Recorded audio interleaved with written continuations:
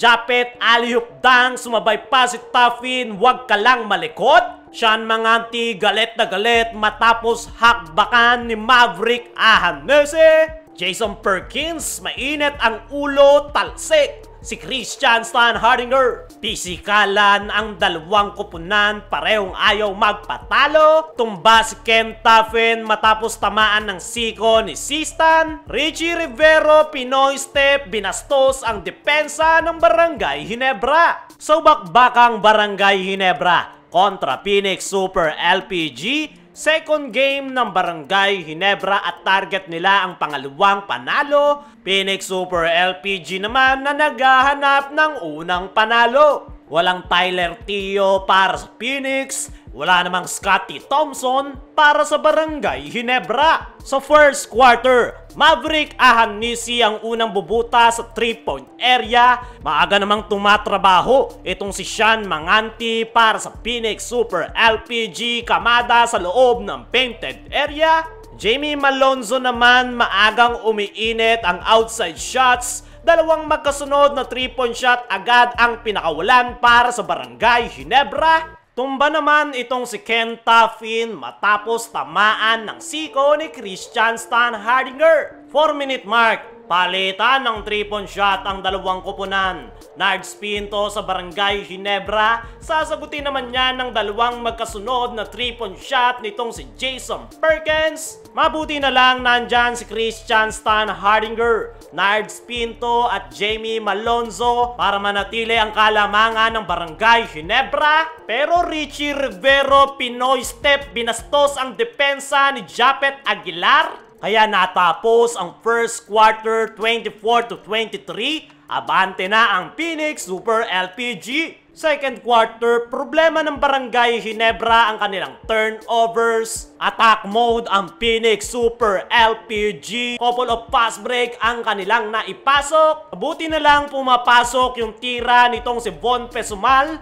Dalawang magkasunod na 3-point shot ang pinakawalan. LA Tenorio nakikipagpisikalan sa loob ng painted area. Ginagatasan ng Phoenix ang maluwag na depensa ng Ginebra sa painted area. Napatawag ng timeout si coach team dahil abante na ng dalawa ang Phoenix. Matapos ang timeout na yan ay nakapag-adjust na ang Barangay Ginebra. Bahagya nga silang nakalayo sa Phoenix Super LPG pero hindi nga nagpapaiwan ng Phoenix. Dinadaan nga nila sa hustle at sipag sa laro. Malonzo magtatala ng huling punto sa first half para panatiling 4 ang abante ng Barangay Ginebra.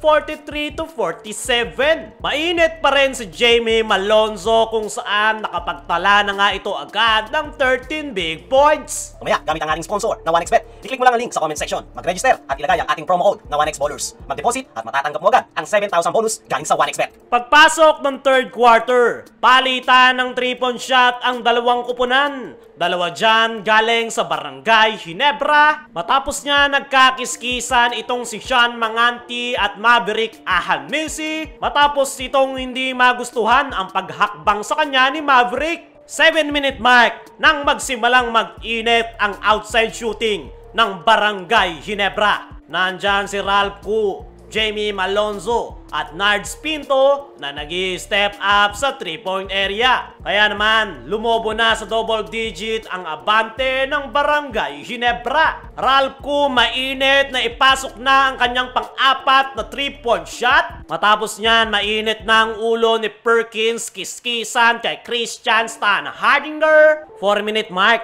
nang makapagtala ng mini-run ang Phoenix 3-point shot ni RJ Azul, pass break ni Richie Rivero. Mabuti na lang nandyan itong si Maverick Ahanese at Japet Aguilar para panatiling double digit ang abante ng kanilang kupunan. Dying seconds, magpapabaon pa ng 3-point shot itong si Stanley Pringle. Kaya naman natapos yung third quarter 62-79. 17-point lead para sa Barangay Ginebra. Pagpasok ng fourth and final quarter, magbabaon ng 3-point shot si Ken Tuffin. Pero grabe nga yung sa GOAT ni Japet Aguilar, ganda ng setup, alley-oop dance, sasabay pa si Ken Taffin, wag ka lang malikot. Step up na yung mga bench player, gaya ni Onwobere at Jason David. Kontrolado na ng Barangay Ginebra at nakuha nga nila ang kanilang ikalawang panalo.